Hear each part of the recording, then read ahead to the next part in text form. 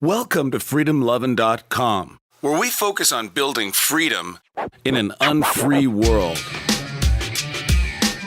Through personal development, location independence, and passive income strategies.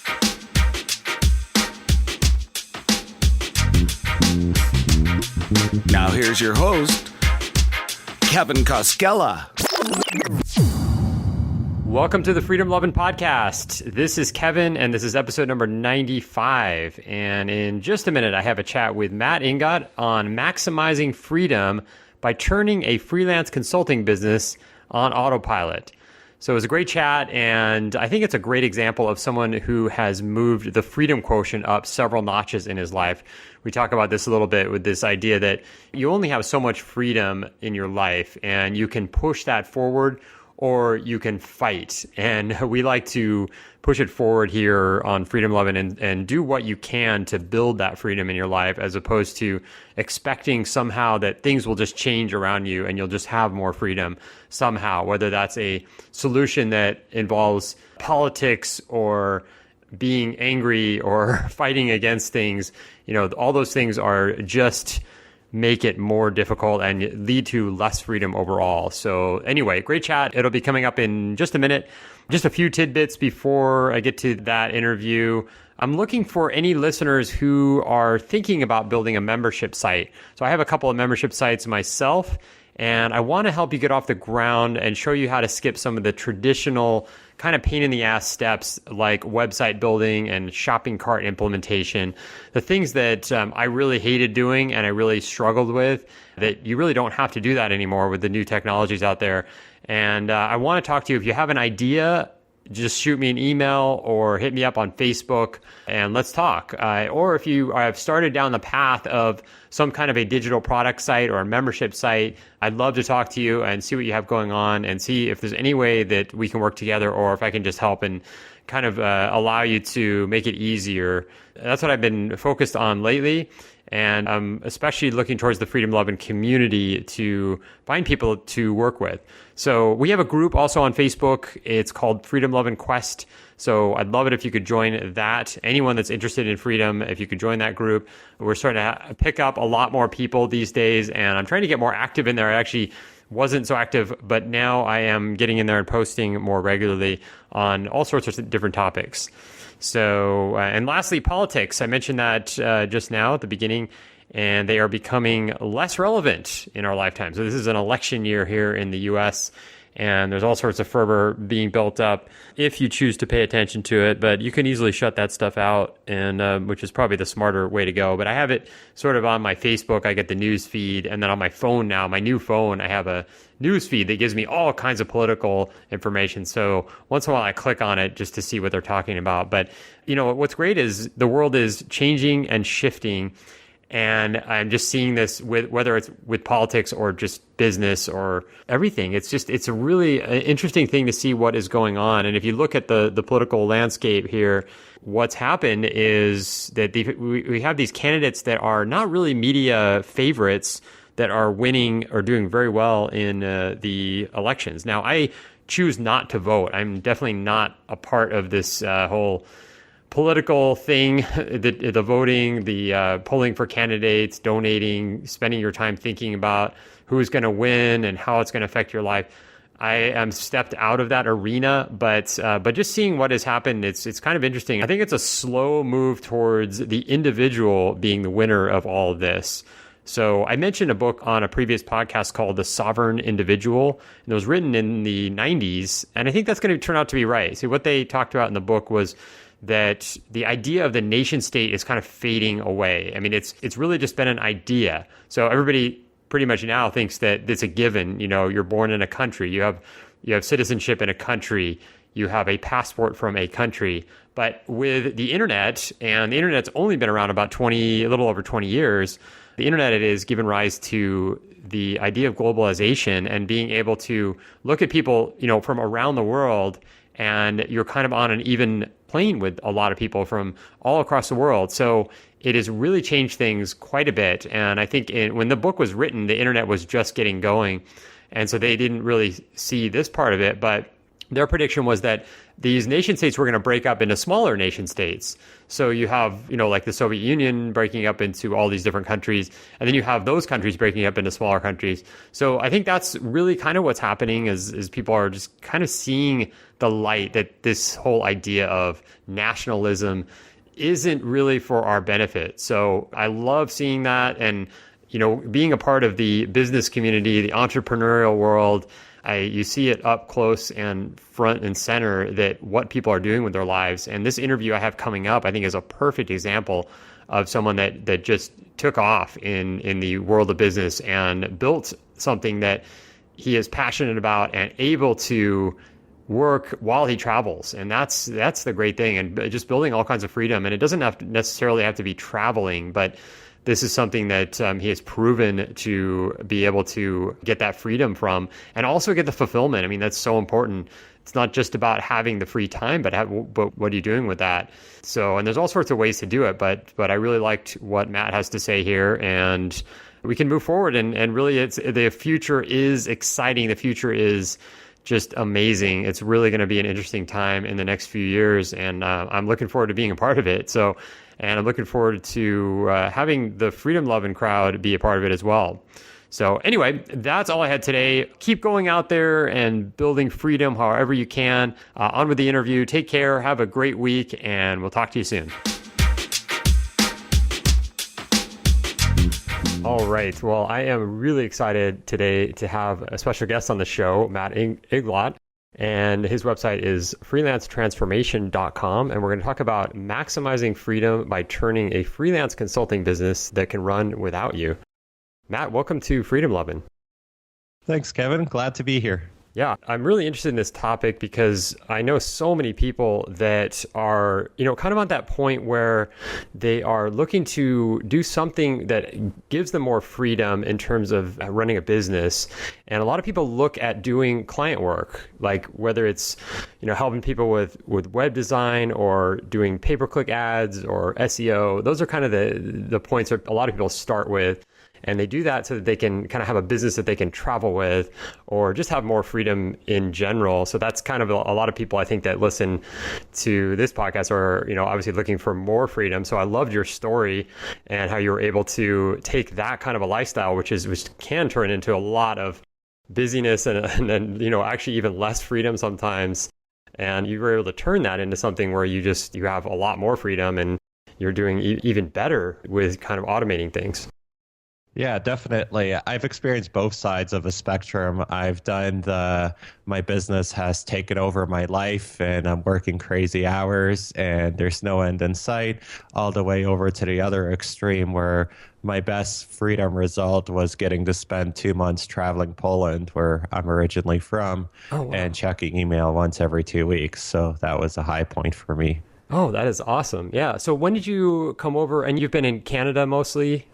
Yeah, I mean, I've been in Canada since I think I was 4 years old, so I'm effectively Canadian, but I was born in Poland and I've been back a few times.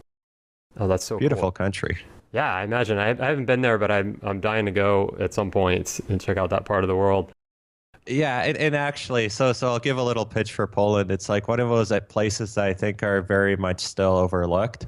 But the currency is very favorable. Mm-hmm. Basically, when I was there, everything was a third of the cost of what it is in Canada. So we were able to basically live like kings, and still we couldn't spend as much money as we were spending when we just lived in Canada. So I think we actually saved money by doing that trip. Yeah, that's so cool how that works out. I did the same thing a couple of years ago, going through Southeast Asia and keeping track of all my expenses and going, wait a minute, I'm actually spending less money than if I didn't travel.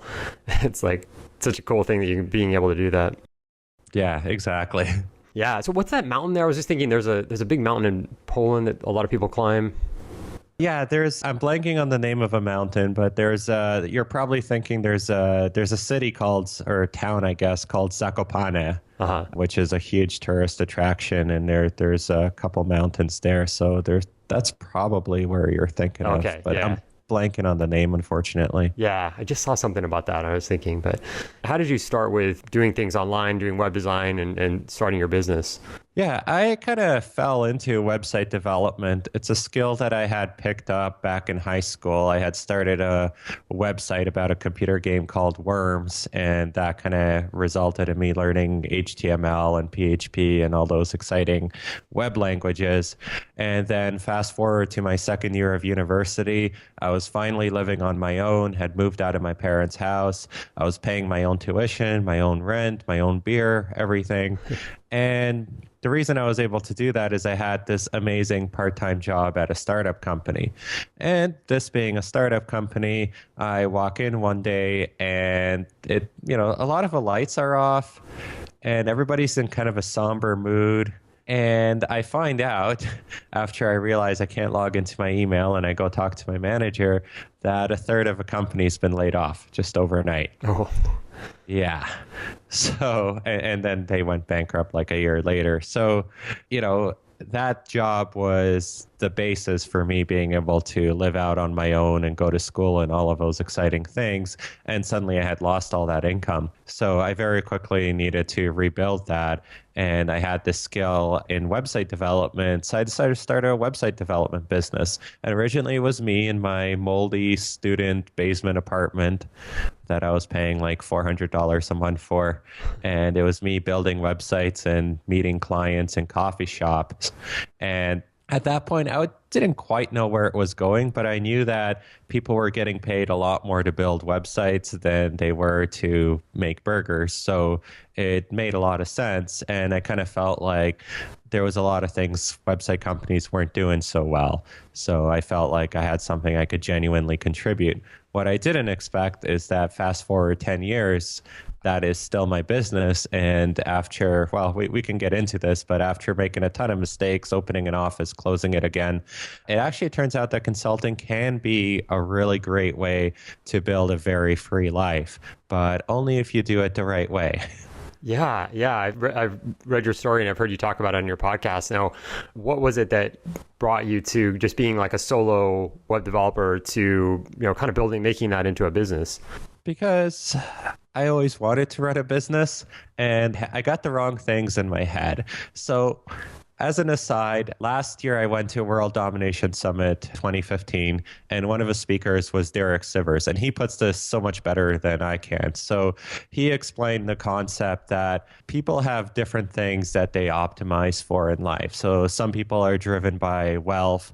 Some people, like Donald Trump, are driven by legacy. Some people are driven by freedom. And he had a couple other attributes, but the freedom one really stuck out to me. And it was like, hey, yeah, that's exactly what my entire life's been about. But when I started building my business, I had no idea about that.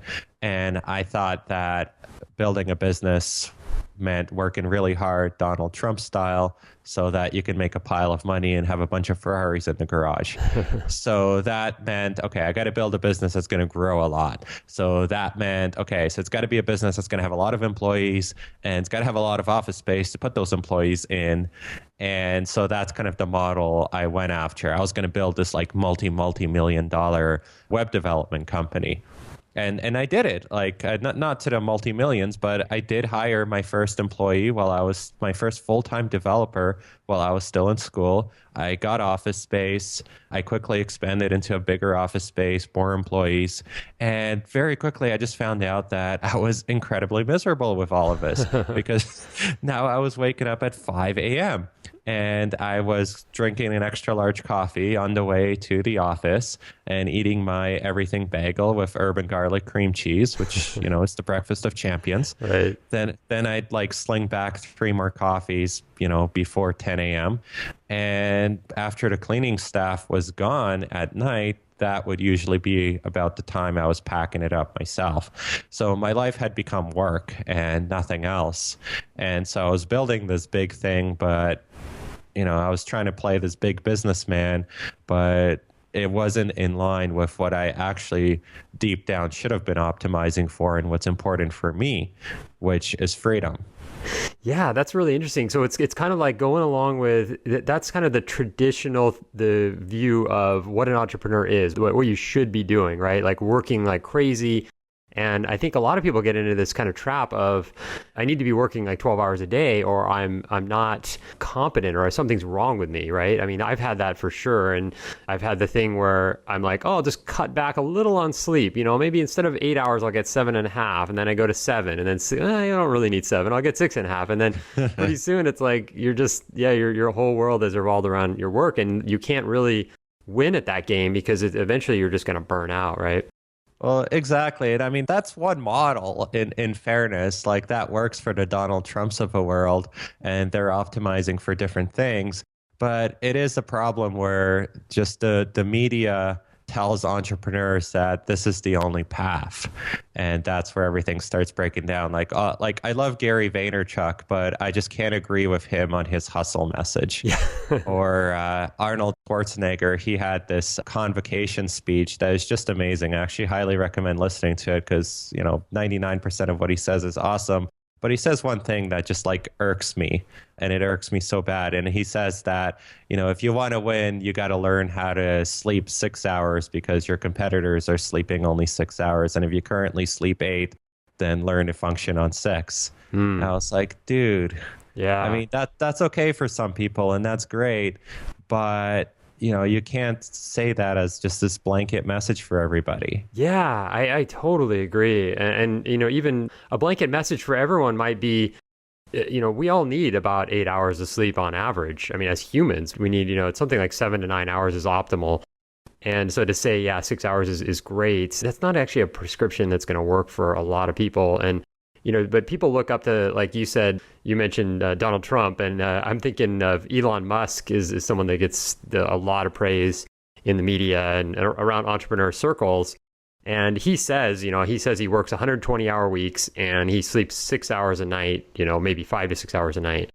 And he's trying to accomplish a lot of things, and that's great. You want to go to Mars and all this stuff, but eventually that's going to wear on your health. And so that is, I see that as like, okay, that's a huge trade-off he's making. And not everybody needs to make that kind of a trade-off to be successful and happy and fulfilled and relaxed and all that.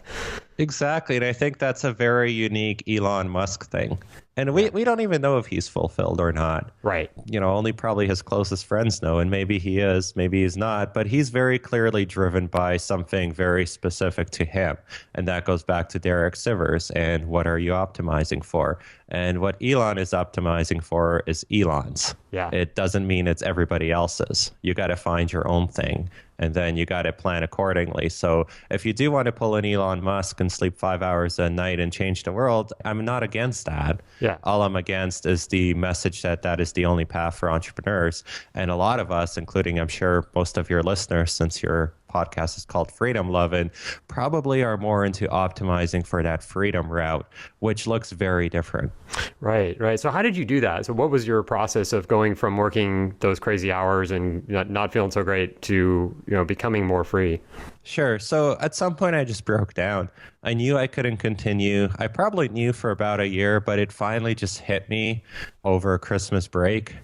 I just finally realized I couldn't go back and just keep running things the way I was running. The whole thing was going to implode, and it was either going to implode voluntarily by me finally deciding to fix it, or it's going to implode involuntarily because I just couldn't keep running it that way.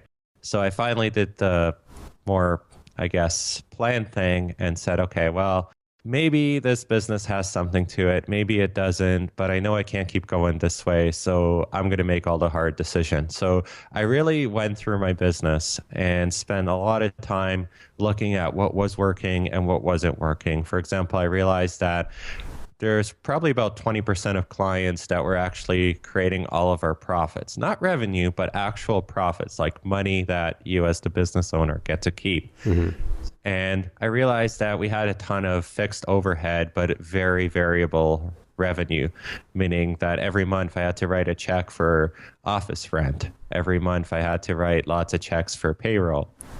And I had to write those checks whether or not, there was enough work to cover it all. And that was very problematic. But then, so I did the math and I realized, well, if this business was structured very differently, I could be working a lot less. And I could be making a lot more. And it just seemed like it seemed so preposterous and unbelievable. And that's why it took me so long to finally try it, because I just felt like I must be missing something. This is impossible. It cannot work like this. I just must not know math. But I realized that I had to execute this plan. So I did it. I got rid of the office. I eventually transitioned to contract team, a much smaller team at that. And I focused on just the 20% of clients that were making all the profits, and going forward, only taking on those types of clients. And things started to change. It took a little bit, but next thing you know, because my business didn't have a lot of fixed costs, because everything was contract based and there was no office, when there wasn't work coming in, there wasn't really a lot of money coming out, you know? I didn't have all of these fixed expenses that kept me on this hamster wheel of having to make sales just to kind of keep this thing afloat. Right. And because I was picking these clients that were the great clients that made all my money, they were also the type of clients that kept having work for me. So instead of having to constantly struggle to find new business, I managed to continue to sell to these existing clients. So next thing you know, I'm running this quote agency that's making 6-figure profits. I'm working from home. I'm location independent. And it turns out that all I had to do was, you know, get the guts to blow everything up and take this alternative approach. Yeah. So it sounds like, I mean, you took that 80-20 approach, right? You kind of got rid of the 80% that weren't really making you enough money to justify all the time that you're putting into it. Exactly. It was, you know, the 80-20 approach for clients, and also looking at expenses, what expenses were actually essential to the business. And it was the same thing. Like, we didn't need an office. We didn't need coffee delivery. None of that really created value to the client in the end project. Right? It's just all the stuff of playing business. If you want to build a really great website for somebody, really help them with their online presence, there's certain things you need to do. And then everything else around it is just fluff that makes you look like a business. Yeah, that's right. That's right. So now you have a staff that works for you? Yes. So almost entirely contract based. I have several part-time employees that actually help more with the administrative side of things. But the real work actually all gets done by just a contract team I built out, where it's other freelancers that I trust and know and that we've worked together for years. But they're also freelancers. So I'm not their only client. And it means that I can work with them when I have the work, but I'm not sitting there trying to pay them a full-time salary every month, regardless of what's happening in the business. Okay, cool. So then you have like process documents that, you know, if one of those freelancers kind of goes away, you can plug in somebody else. Yeah, definitely. I mean, I work very hard to retain my people, right? Yeah. And this is where I hate words like outsourcing, because they kind of imply that you just give the work to somebody else, doesn't matter who it is, and they do it. Whereas this is a contract relationship, but this is really a team I've built just on a contract basis. So those people matter, and them leaving would hurt. Yeah. But we do have documents. We do, like, even just on a day-to-day basis, to consistently turn out great work. And for me to not have to constantly spend a lot of time reviewing all the work for the exact same problems, we do have extensive processes and documentation on what makes a tilted pixel design. And we have a very specific process that we follow for each project. And we have very specific rules about what types of projects we'll take on. And if a project doesn't fit those rules, I'm going to turn it down. I actually turn down most of my leads, because if that client is not going to be the right fit for the machine I've built, then it's just going to be a lot of trouble. Yeah, that's awesome. That makes everything, I think it would lead to more fulfillment, because you're kind of choosing the people that you work with, as opposed to just saying, I need the money, I'm just going to take on anyone, right? Oh, that's huge. Yeah, I love all my clients now. And unfortunately, it's not something that I was always able to say, right? And I think if you're a freelancer, you've definitely experienced that, where, I mean, it doesn't have to mean that the person's a bad person. It's not the right fit. And then you're miserable, the client's probably miserable. And that's actually one of probably the pitfalls of consulting. If you're not very selective with who you choose to work with, you could end up in that situation where one project is just destroying your life. Like the time I ended up going for Easter long weekend with my girlfriend at the time, wife now. We went to her parents in the States. So it was a big trip. And I spent most of it trying to work with this one client that I don't know what she was doing working on Easter, but it was just a very poor fit. And that was some of the most stressed I've been in a very long time. So Yeah. I try not to engage in those kind of relationships. Yeah. So what's a typical day like for you now? So a typical day for me is get up. I avoid waking up with an alarm clock whenever possible. So the trick I use, because I also don't like waking up and realizing I've slept for 12 hours, I set my alarm for an hour later than when I expect to wake up. Yeah. And that way, most of the time, my body will just wake up naturally. Once in a while, I'll wake up with the alarm because, it's been 9 hours. Why are you still asleep? Yeah. And it's not like some crazy, exciting life of fighting criminals or anything. I have my breakfast, I sit down at the computer and I do my work. But there's, I guess, a couple things that are key in my day. I have a lot of freedom over how I plan out my week and what I get to do every day. I have a lot of freedom to take time off during the day. I don't like one of the things I can't stand about corporate life and why I probably can never go back to corporate life is this whole idea of having to sit at your cubicle from 9 a.m. to 5 p.m. because that's how it's supposed to be. Mm-hmm. I work until I'm done work. That could be 3 p.m., that could be much later, but it's whatever actually needs to get done. I can take time off during the day, and sometimes I'll go and I'll spend like a few hours doing something else. Like I've recently been into woodworking a lot, so I'll go woodwork, and then I might come back to things if there's more stuff that needs doing. But it's very much on my schedule, and I'm the type of person that really loves working from home. Mm-hmm. So for me, that's like heaven. I like having my own office at home, and that's just kind of my sanctuary. So it's everything I do, everything I run is digital. And right now my main focus is my agency and freelance transformation. So between the two of them, I managed to fill up probably a full week. But my agency itself, I probably average 20 to 30 hours. And that's where the actual money comes from. Right. How do you stay productive in this schedule? Yeah, that's a good question. I like to I think the most important for me is having a schedule in the first place. I try to be very clear every day what I want to get done and be realistic about what I can get done. So I really like that whole idea of picking one big thing that you want to make sure gets done that day. Right. And focusing on that first and then worrying about everything else. Because there's always going to be emails. There's always going to be little things you have to do. There's always going to be some government form you got to get in the mail. That should never be the first thing. I'm a big follower of Tim Ferriss and the 4-hour work week.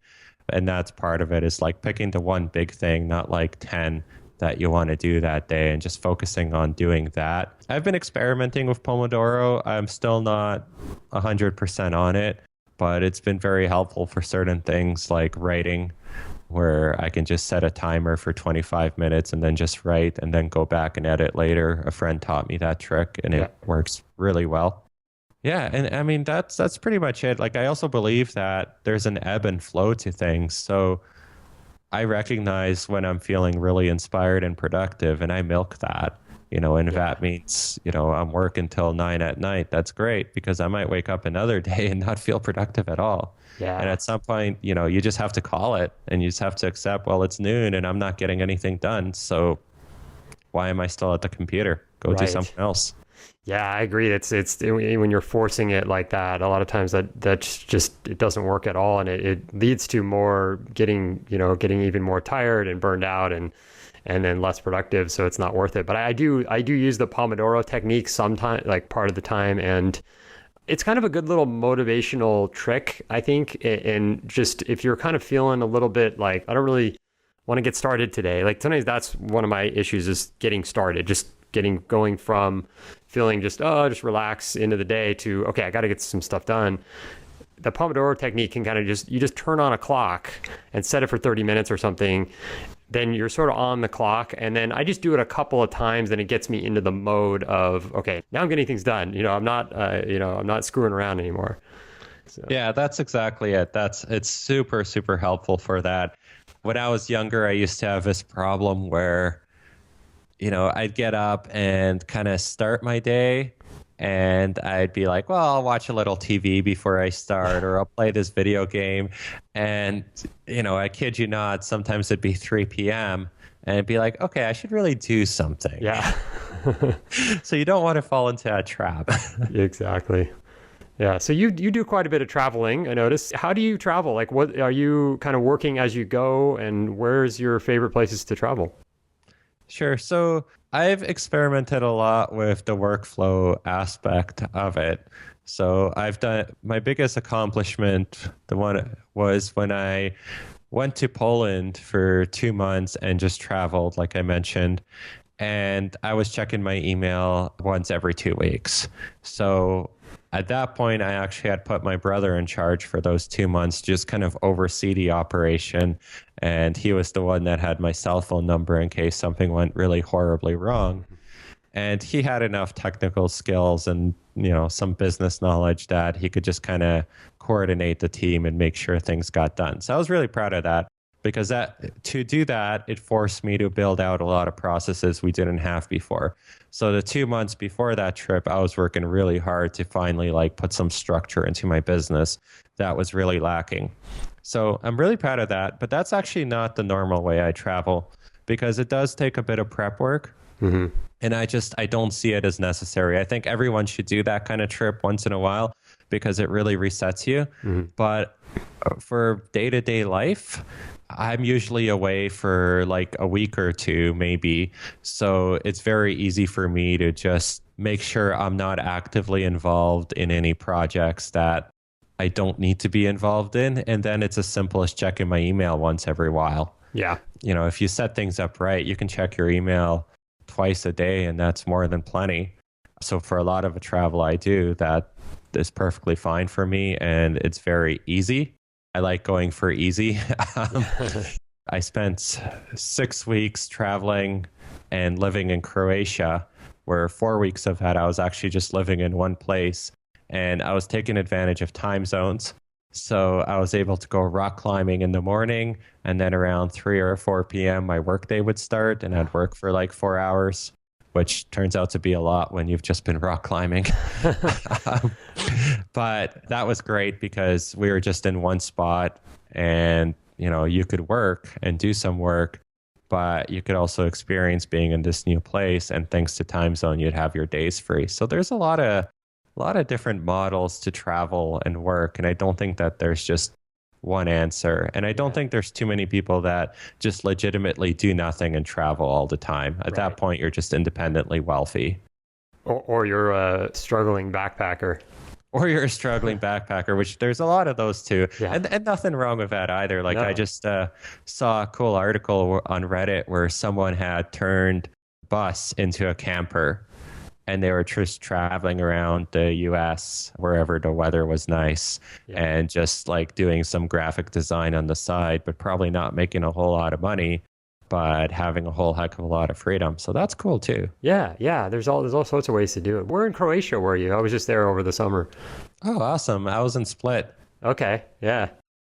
Cool. Yeah, there's a lot of good rock climbing there. Croatia is one of those relatively undiscovered rock climbing havens. Oh, and there was this place called Marijan Park that was a 40-minute hike uphill. And there was just some excellent climbing right by the seaside there. And there's a few other cool climbing spots in an island called Hvar there. So if you're a climber, go check it out. It's awesome. Yeah, I've done a little bit of climbing. I had a great experience in Thailand at this one place where you climb to the top and you can just see the ocean and the whole island, and it was just really amazing. But I've heard good things about Thailand. Yeah, for sure. But yeah, Croatia was a little on the hot side. We were there in August and it was just steaming hot. And Split especially, it was if you didn't want to be out between about 10 a.m. and about 5 p.m. It was just scorching hot. But definitely a beautiful place, and really surprisingly easy to travel and be there. And It's pretty modern. A lot of things about that I really like. Yeah, exactly. And most people speak some English, although, Right. so there was a farmer's market in Split, and we went there a lot because we were trying to eat healthy, and we had an apartment, so we'd cook most of our own food and just occasionally go out, just, keep it healthy. And there was this lady that was selling eggs. And she was older. She didn't speak a word of English. And the thing is, we were going through a lot of eggs. Yeah. We were going through like 6 eggs a day. So we wanted she had these like big trays of eggs. I think something like one of those like where there's like probably 40 eggs or something like that on one tray. It's a lot of eggs. And I wanted 2 of those. And so I'm trying to communicate with her that I want like 2 whole trays of eggs, like just this preposterous amount of eggs. And she just can't comprehend it because why on earth would this like it was just so inconceivable for like this tourist that only speaks English, clearly not a local, asking for like 90 eggs or something ridiculous like that. Yeah. So it took us a while I got my eggs eventually, but it was just, it was just so out of the realm of what the world was supposed to be. Right. And I think a lot of people from, like North America don't really make it to Croatia. So you get, I guess our version of English might be a little different than what they're used to. So That's true too. Yeah, that is awesome. So at this point, how fulfilled and free do you think you are in life? Oh, that's such a good question. Right, because I think that's something that you should always be examining if you feel, again, your optimization is freedom. And so I reevaluate that constantly. And I think at this point, I'm very free. I think there's several dimensions of freedom. Mm-hmm. There's freedom of time, there's freedom of money, freedom of location, and, it goes on and on. And I think I've got a really good situation because I love my work. And I have a lot of say in both my businesses, in Tilted Pixel and in Freelance Transformation, which is my podcast and articles and so on. So I get to spend my day doing the things I love. I recently moved, and so now I have space for woodworking, whereas I didn't have it before. And that turns out to be something that I've really gotten into. I have the Rocky Mountains an hour away. So I think I've got a very good situation. And one of the things I've learned actually over time is freedom's always a balance. Like people sometimes get into this mindset that the best way to have freedom is to have no commitments whatsoever. Mm-hmm. And I found that sometimes that's not actually true. Because, for example, I'm married. I've been married for over a year now. And that's a commitment. So, and we have cats. That's a commitment. And, there's people that'll look like that. And it's like, well, you're cutting off your options. But at some point, you have to make some decisions in your life. Yeah. Right. Because otherwise, you miss out on certain things. And so I think that's an interesting angle of freedom as well. Is sometimes it's okay to commit to things if it's building up kind of the path you want. So there's certain things where, we've made some decisions like, marriage and stuff like that. But in other places, there's a lot of open-ended freedom. Yeah. And the most important thing is I don't wake up dreading work. Yeah. Maybe one day a month there's something bad happening and it just sucks. But most of the time it's like, okay, this is pretty good. Yeah, very well said.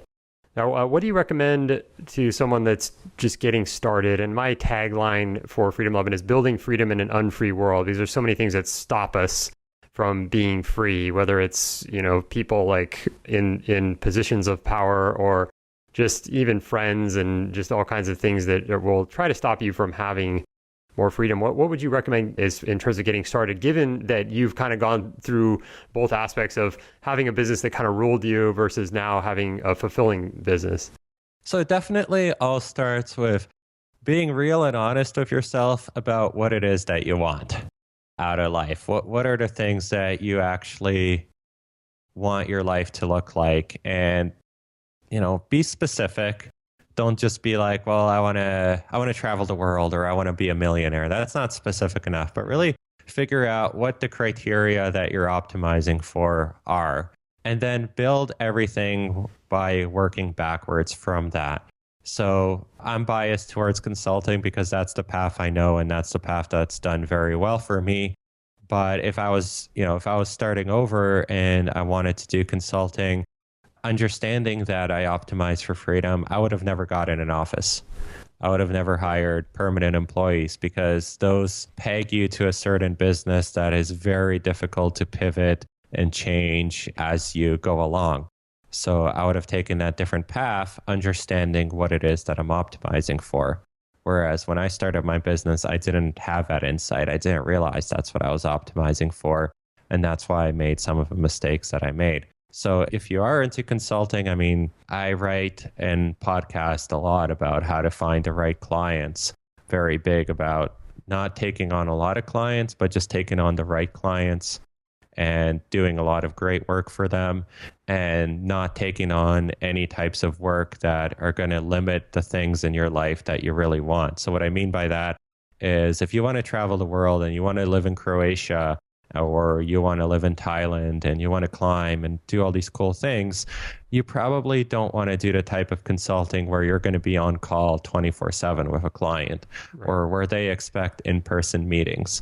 Like if you're taking on that type of work, you're diverging off the path that you want to be on. So you always kind of have to be aware of that. Are the actions that you're taking incongruent with those goals that you set out for yourself, or are they actually taking you off that path? Because that's such an easy mistake to make. You can be like, well, I'll get this client, I'll make this money, and that's great. And next thing you know, you're kind of locked into one city and you're locked into these projects that you don't really want to be doing. And you've actually strayed very far from your original goals. Right. I can see how that would be really easy to do. I mean, it's especially if you're just starting out. It's like, I just want the money. I don't need to think about this too much. Yeah, and the not thinking about it's the problem. Yeah, exactly. It's got to be planned out. In your podcast, that's at freelancetransformation.com, right? Yep, that's exactly it. That's where the podcast is. I've interviewed over 50 consultants at this point that have successful consulting businesses, and about all sorts of different topics, including a lot about how to get clients. And I've had some guests on that have had very traditional businesses, but then I've also had a lot of guests on that have had very untraditional businesses, and they have been able to travel or achieve some other freedoms in their life, because travel's not the only one, and been able to build something that's very systematized and achieves the things that they want in their lives. Yeah, I highly recommend the podcast. Anyone listening, freelancetransformation.com. It's a great show for really putting some of this stuff together, the things that we're talking about here. He goes into a lot of detail with his guests, and it's a great listen. So, and you're very consistent with your putting them out once a week, which is something that I need to get better at. Yeah, that was one of the things that I just kind of set out for myself from the beginning. It's like, Freelance Transformation comes out every Monday morning. Doesn't matter what else is happening. Like actually, when I was at World Domination Summit, after the closing party, I was in my hotel room and I was putting together show notes for the episode that comes out Monday morning. And then I had to wake up at 5 a.m. to go catch a plane. So yeah, that was a tough night. That's keeping a commitment. That's pretty awesome. I really admire that. Thank you. Yeah. Cool. Well, Matt, it's been awesome chatting with you and hearing your stories. And I think you dropped a lot of knowledge on this podcast. So thanks so much for coming on. Well, thanks so much for having me on, Kevin. Yeah, and best of luck with everything. Thank you. You too. Thanks for listening to another episode of the Freedom Lovin' Podcast. To break free today, head on over to freedomlovin.com and download our free guide. 7 practical tips to living free in an unfree world.